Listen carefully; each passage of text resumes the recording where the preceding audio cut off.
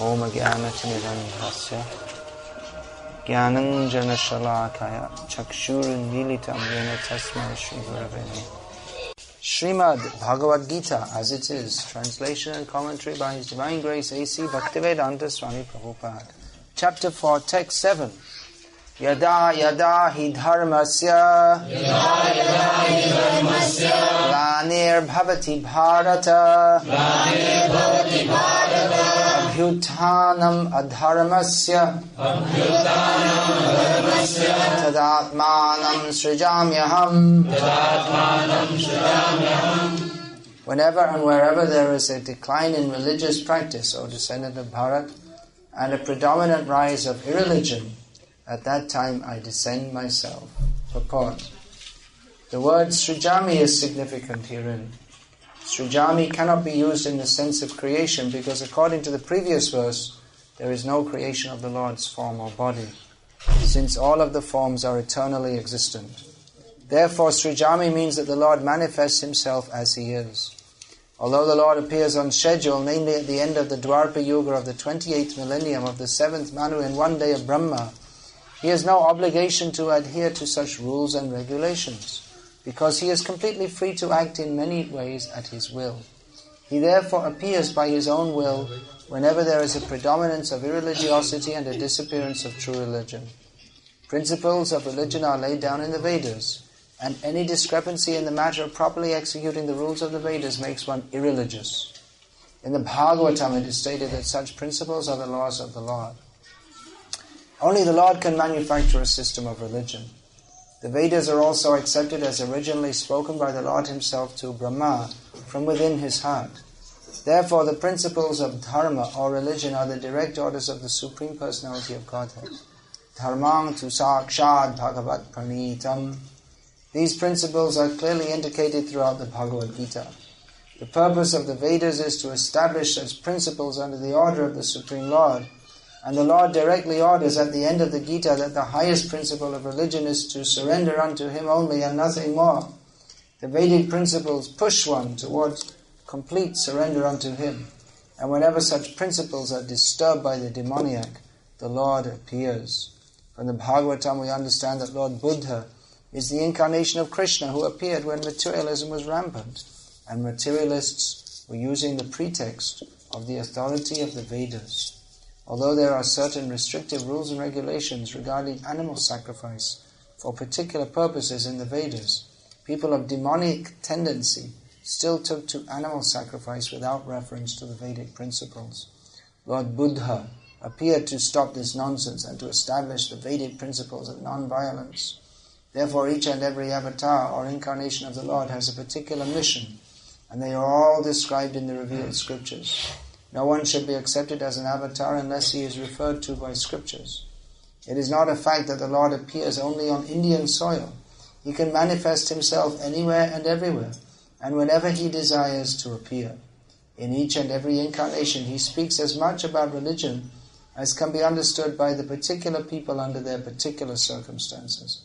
But the mission is the same, to lead people to God consciousness and obedience to the principles of religion.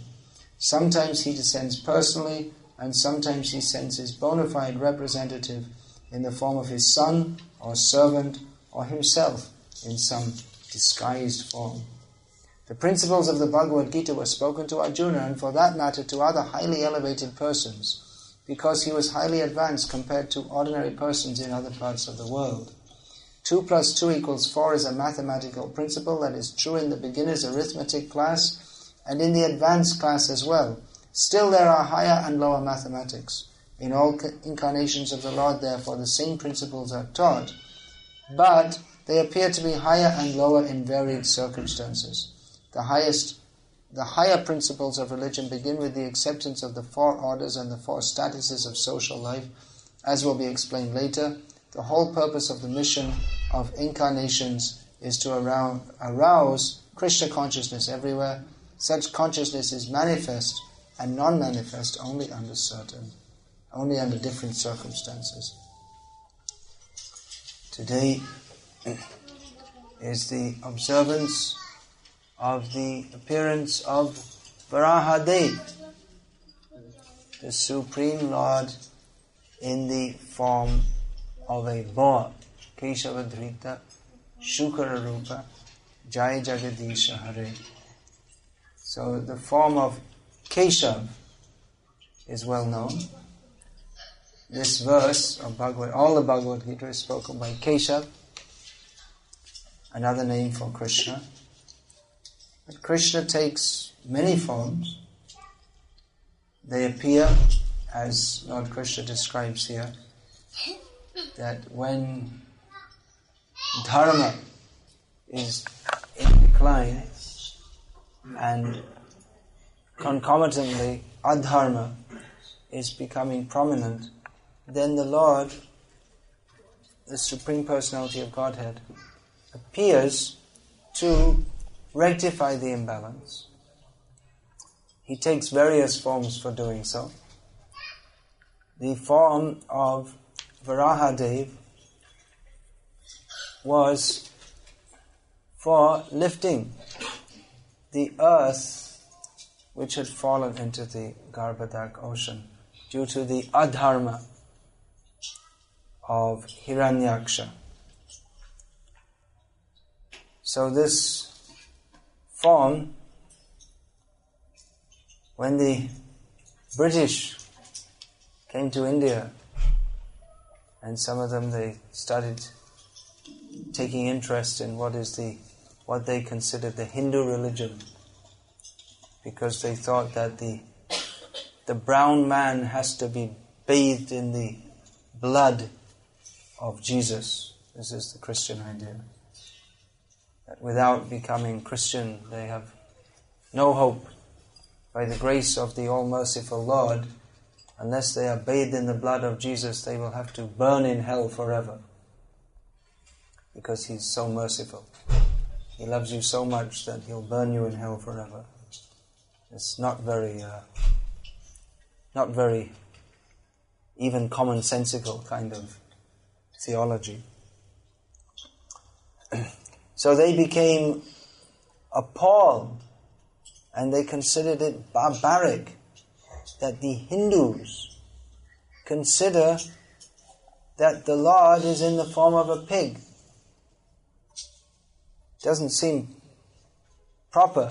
It doesn't seem very bad to them, this idea. They considered that Hindus, they worship many gods.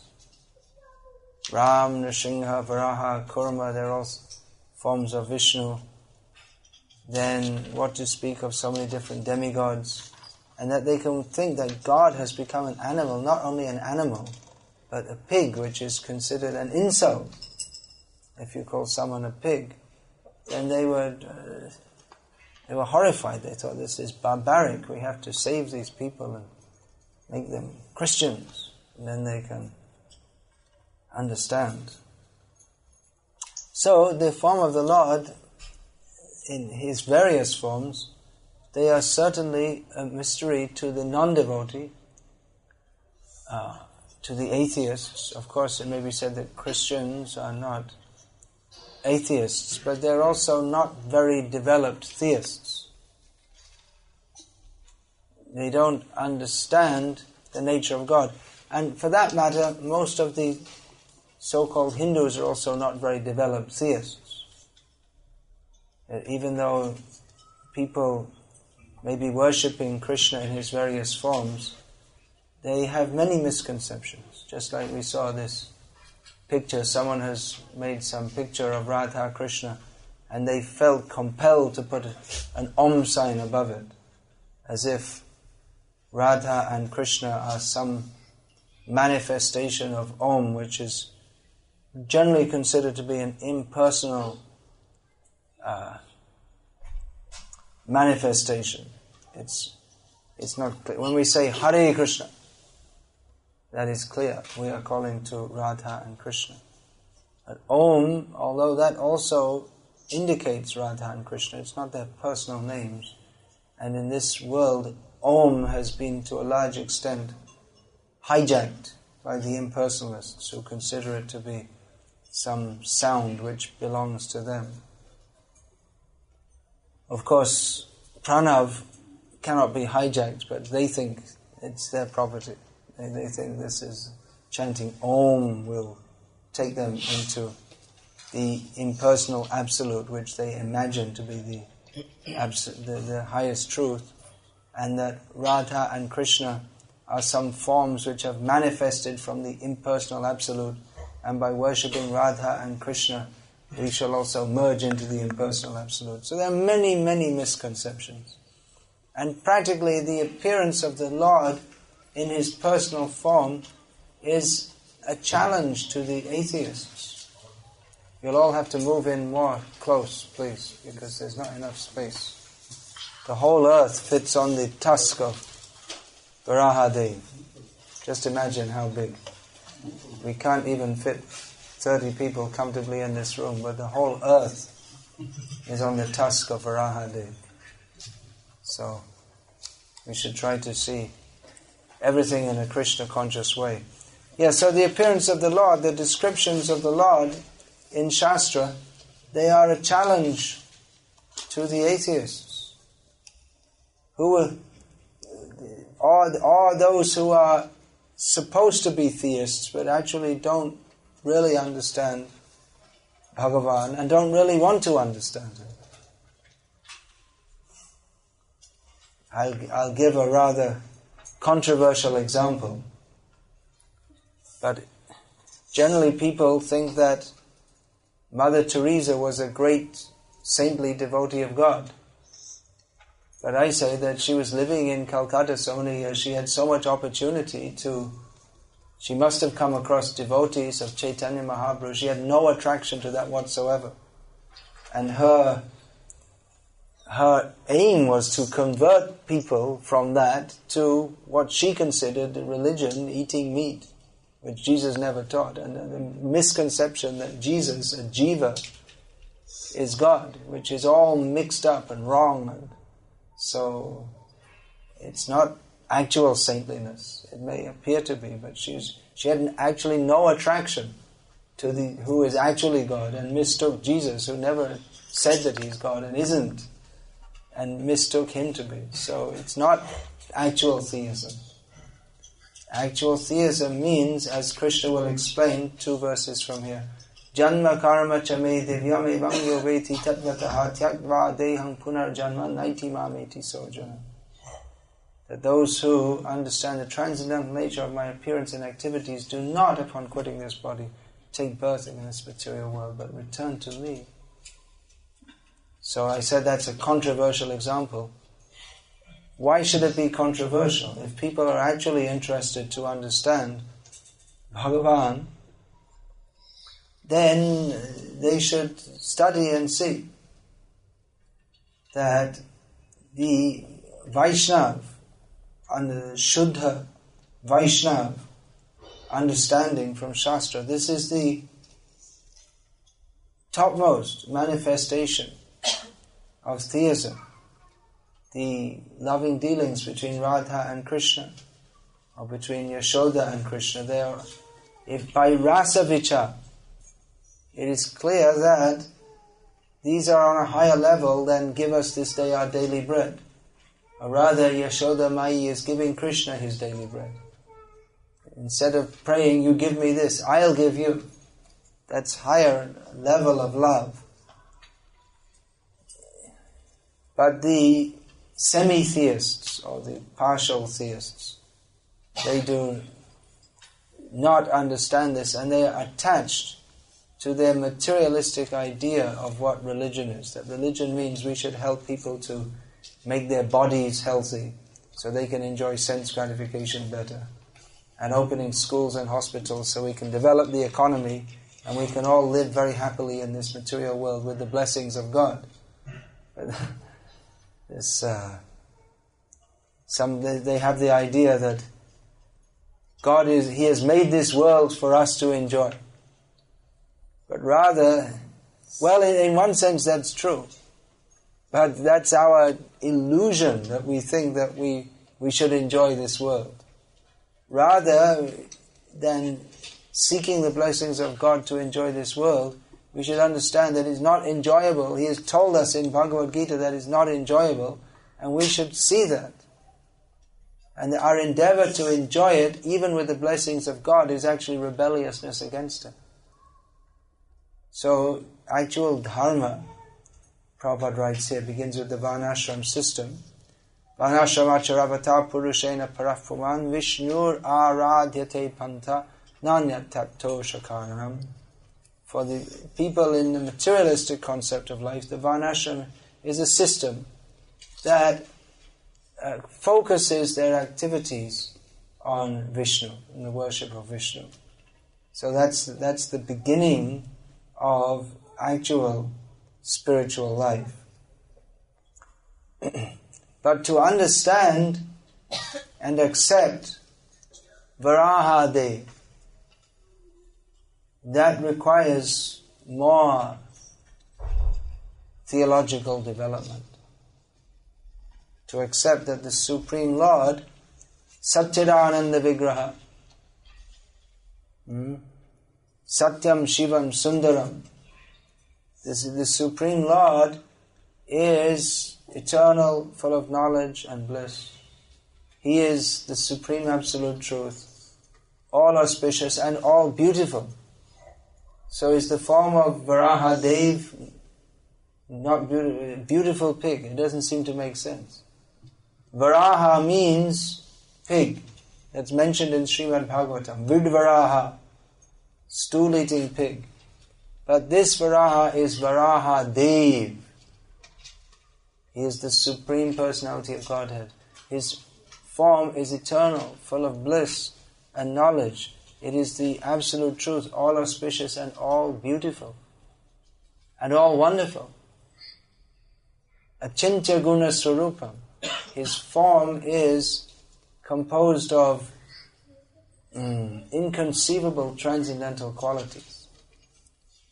So, in this material world, a pig is not considered a very nice position. Even Indra, he was cursed once to become a pig. That was considered a curse. That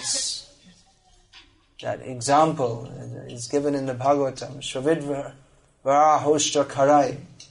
When there's comparing materialistic people, they're compared to Shva, dog. Virvaraha, stool-eating pig. Shravidvara, Ushtra, camel. And Kara means a donkey. So, these are not very flattering terms. My dear sir, you are such a great person. You are just like a donkey. You don't say like that. Or you could say as a kind of twisted, ironic joke. You're so wonderful. You're just... I'm very impressed. You're just like a dog. It doesn't sound right. It's an insult to call someone, you dog, you pig, you camel, you donkey. But this pig, this boar form of the Lord is worshipable. Not an ordinary pig in the street, but he picked up all the streets. All the streets in the planet, all the towns, all the continents, all the oceans, although that was merged in the Garbhadak ocean. So he picked up the whole universe on the edge of his trunk, now on his tusk. Now, people may hear this and think, it doesn't seem to be possible.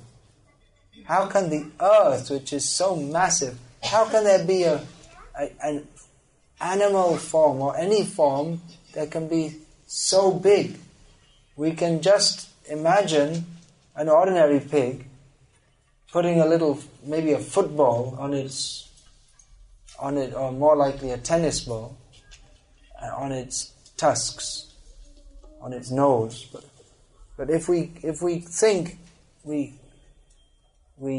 do you say that? You geometrically expand your imagination. If you imagine the tennis ball is this size and the pig is this size, So then the earth, we blow up in our mind the tennis ball to the size of the earth, and how big the pig should be.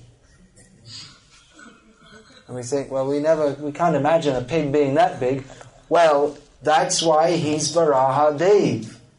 Because we can't imagine. And he's God. He's the Supreme Personality of Godhead. And if we can imagine, then what would be the point of him being Varahadev?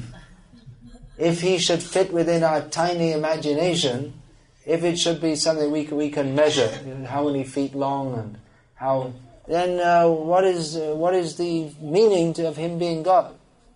If we think that God is, I can pick up, how much? What's the weightlifting champion of the world? How much can he pick up? Any idea? 150 kilos. Huh? 150 kilos. 150 kilos. Pretty strong guy. We all get slip discs and hernias when we pick up 30 or something. So 150 kilos, the heavyweight no, we're not heavyweight. What's it called? Weightlifting. Weightlifting champion of the world can pick up 150 kilos. How much does the earth weigh? Anyone? What do the scientists estimate? They didn't find a scale big enough to put it on. More than 500 pounds. More than 500 pounds. More than 500 pounds. Yeah, I agree. That's probably correct. So we can't imagine. We might think that I can pick up. I wonder how much I could pick up. I could maybe 40. I was thinking 40. You're thinking 50. All right. Jada say Jada 60, and then I'd have to go to hospital.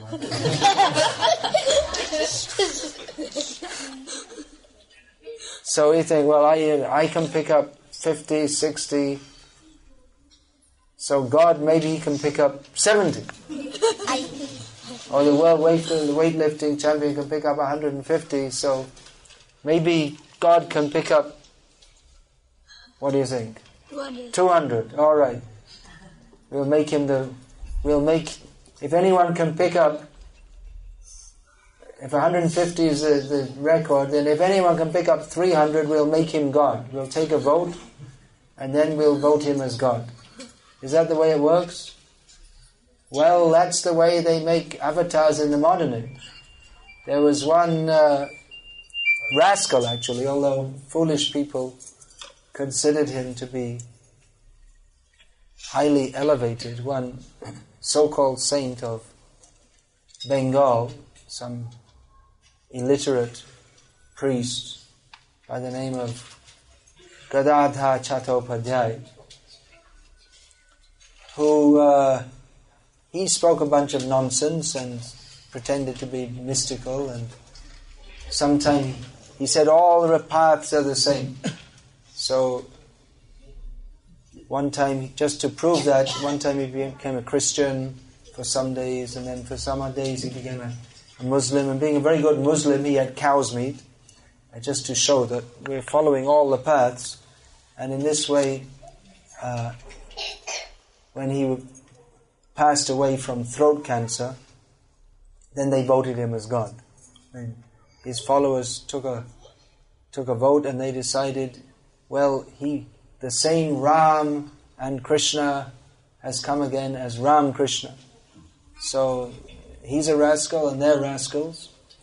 And this is the way things are going on in Kali Yuga. They don't accept the actual personality of Godhead. They will doubt.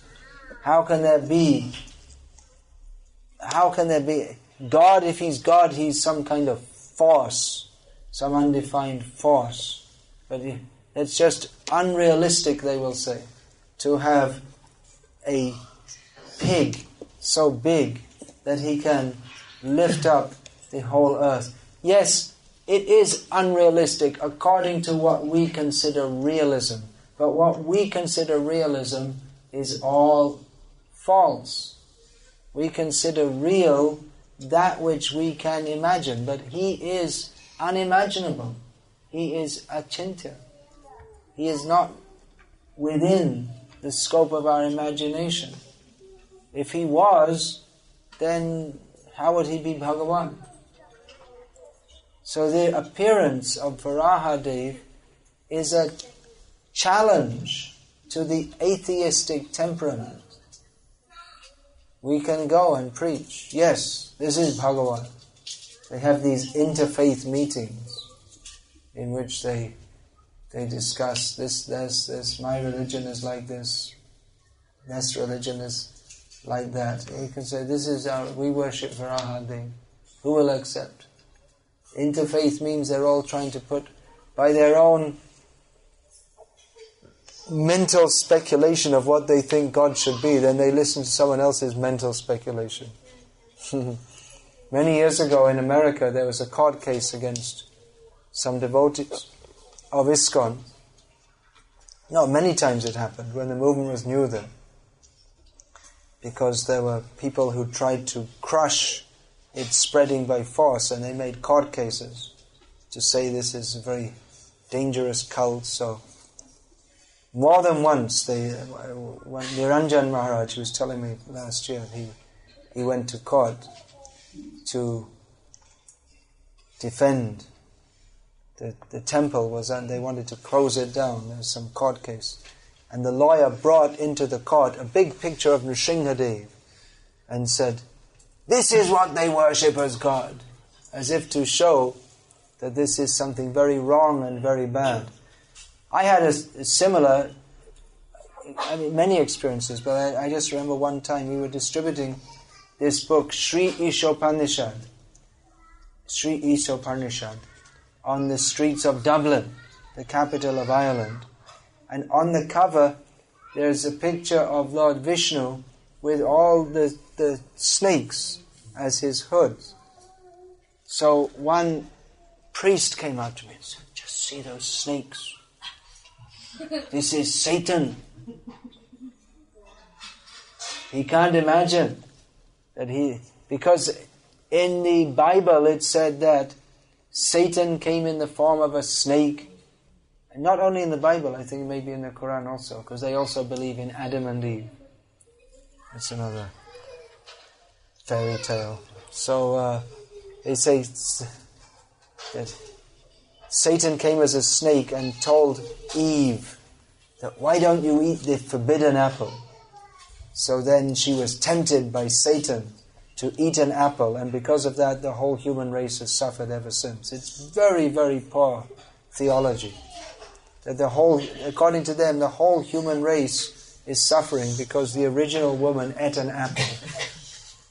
And when I was brought up with this, when I was about 11 years old, I thought, this is rubbish. You may say it's childish, but even as a child, I could understand. Their whole theology is just, it doesn't make any sense. It makes God seem like the most irrational, unreasonable person there ever could be.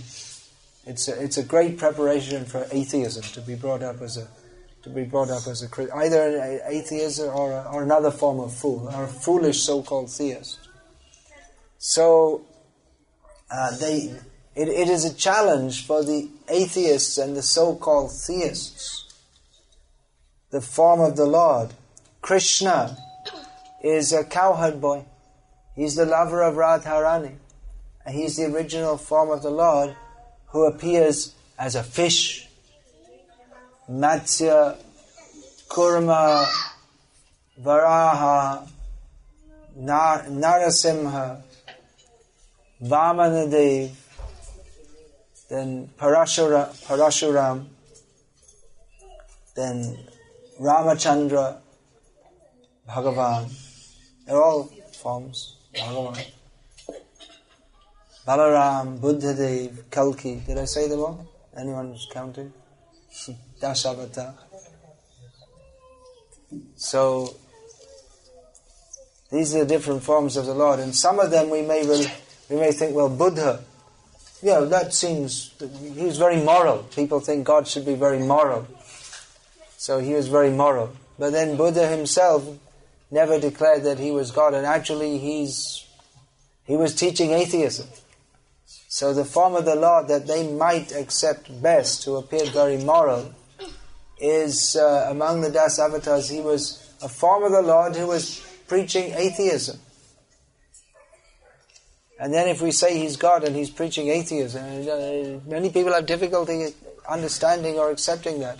Or that Krishna appears to be immoral. There's another foolish sect which is prominent at the somewhat prominent, not very prominent. This Brahma Kumari, they say that, well, Krishna was good. Krishna was okay, but he was good as a child, but then when he became older, he became immoral. So he will come again in a more moral form. This is their idea. So this idea that God should be moral, that was one of the ideas of the Christians in India. They said, well, our religion is superior because our Jesus is very moral, whereas your Krishna isn't. And even you hear sometimes people say that Ram is better than Krishna because he was more moral. And Krishna wasn't moral. But actually it's round the other way. Ram he's not showing the Purnata, Purna Bhagavata. He's not showing the full nature of Godhead because he agrees to exhibit the morals of the world. But Krishna, being the supreme, Swatantra, independent personality of Godhead, he is not constrained to follow the morals of the world. Actually, he never breaks them. But to the materialistic person, it appears like that. One should not dance with or intimately associate with others' wives. Krishna never did. Is that right? Krishna never associated with others' wives? But then we find, how is that? Because every woman is Krishna's wife, actually. So everyone who thinks, this is my wife, he's actually immoral. Because the wife is also the property of Krishna. So there was no question there's no question of Krishna being immoral. And even if he is, because he's not constrained by any worldly standard. People not understanding the absolute position of the Supreme Lord, that he is Swatantra Sarvatantra, fully independent in all ways. So he can, the very symptom of him being the Supreme Lord is that he can do whatever he likes in any way. He can do whatever he likes means if he wants for his own lila, and at the same time to execute the function yada yada hi dharmasya glani bhavati bharata abhutanam adharmasya tadatmanam srijamyaham. He comes to do to save the world, but he also comes to enjoy himself because he's the supreme enjoyer. So lila avatar, he comes, so he can do what he likes. If he wants to take the form of a boar so big he can pick up the earth, then who's to say, you can't do that? I'm a scientist and I'm telling you can't do that. He doesn't care for the scientists. I don't believe. Well, you don't have to. You believe or not believe, but God is not subject to the scientist's belief. A Varahadev appears and some scientist says, oh, I don't believe in you. Oh, okay, sorry, okay. I won't exist. No such thing. Rather, the scientist is smashed, rascal. Scientist, you're studying worms in stool, you become a worm in stool. That's your destination. And we have looked through our telescopes and we have decided there is no God. And God will say, I don't need a telescope to see you, and you become a bug. You no longer exist as a scientist. Big proclamation. We do not believe in God. So this is proof. Scientists have proved that there is no God. And God is proving that there is no scientist, because they get killed by the laws of nature. There's a famous saying by the actually insane German philosopher. I mean, everyone in this mature world is insane, but he actually became insane. Even by the insane people's standard, he became insane.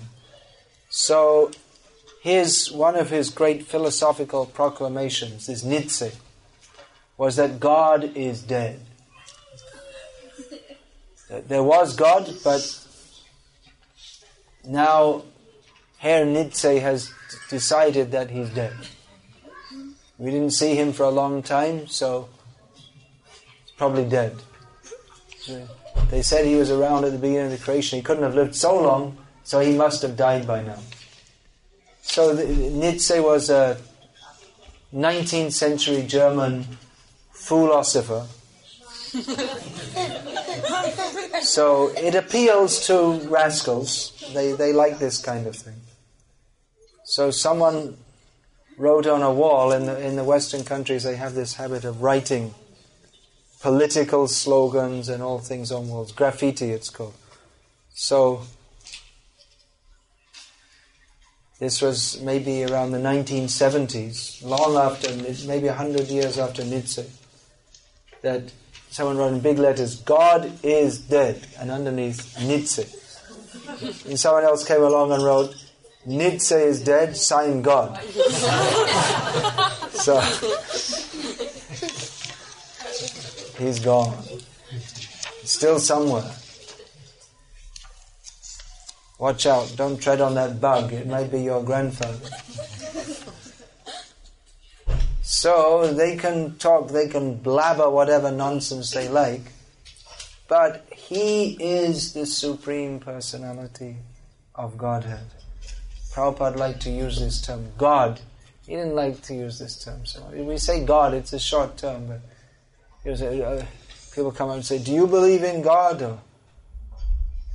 Or what do they mean when they say God? What's their idea of God? They say, or some Christian preacher say, "Do you believe in God?" And you ask them, "Well, what do you mean by God?" And if they explain what they mean by God, you say, "No, you don't believe not in that. What you think is God, we can't accept that. You don't know what is God. It's not a question of belief." Prabhupada would always say, people would come up to say, "Well, what do you believe?" Prabhupada would say, "It is not a question of belief. It is a science, it is a fact. It is not that he is subject to our belief." Well, I used to believe in God, but now I don't. So, previously he existed, but now he doesn't. And maybe later on I'll give him permission to exist again. But no, he is a fact. You believe or not believe. That's for our benefit. If we accept, if we don't accept, he doesn't cease to exist. So we have to accept him. How are we to understand? Through the description of Shastra. Through the description of Shastra, we hear about the forms of the Lord, and we can only accept. We cannot argue that the Lord cannot become we cannot say he cannot become a fish. As soon as we say, "Well, I don't think he become a fish," he can become a fish, then immediately we become an atheist. He can take any form he likes. And we can hear about these different forms from the Vedic literatures. So we are celebrating the appearance of Varahadev, whose form is all blissful, all beautiful, worshipped by the devotees. His form is described in the Srimad Bhagavad Purana and in Varaha Purana. We have in Hari Bhakti Vilas quotation from Varaha Purana, and Lord Varaha says that, "I like to be worshipped by copper utensils, better than silver or gold." So we use copper that means the just like Panchapatra, all this can be made of copper. The Lord, He likes that. So, we worship Keshava, the Supreme Lord, who has appeared as Varahadev, the Dasavatar Stotram of Jayadev Goswami, appears at the beginning of his most famous, most worshipable work, Sri Gita Govinda, which explains, it doesn't explain, explanation is in other works that came later, historically. The theology of rasa was explained by the 6 Goswamis, especially Jiva Goswami, Rupa Goswami. But Jayadev Goswami explained the highly intimate loving affairs of Radha and Krishna. But before writing, he put at the beginning of his Gita Govinda, this Dasavatar Stotram, describing how, briefly describing, that means that people, they know.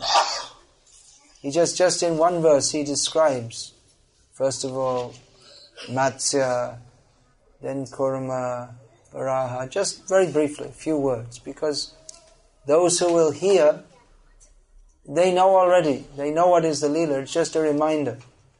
Shrinu Sukhadam, Shubhadam Bhavasaram, it's just encouraging them, hear about the pastimes of the Lord, which they give great happiness and great auspiciousness in this world of birth and death. So he has given this, and we don't recite Gita Govinda. That may be for some highly elevated souls, very intimate topics. But we recite the Dasavatar Stotram, which is given at the beginning just to remind us that this Supreme Lord, who appears like a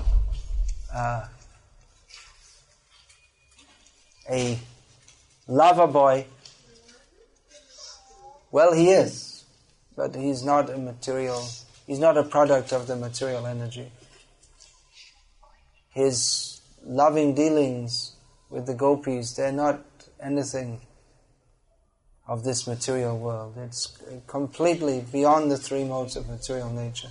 It can be understood by persons who are themselves beyond the 3 modes of material nature.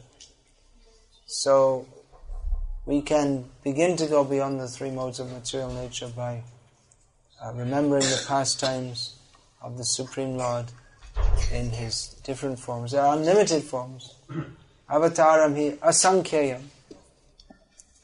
There's unlimited forms of the Lord, but these 10 especially are called to mind by reciting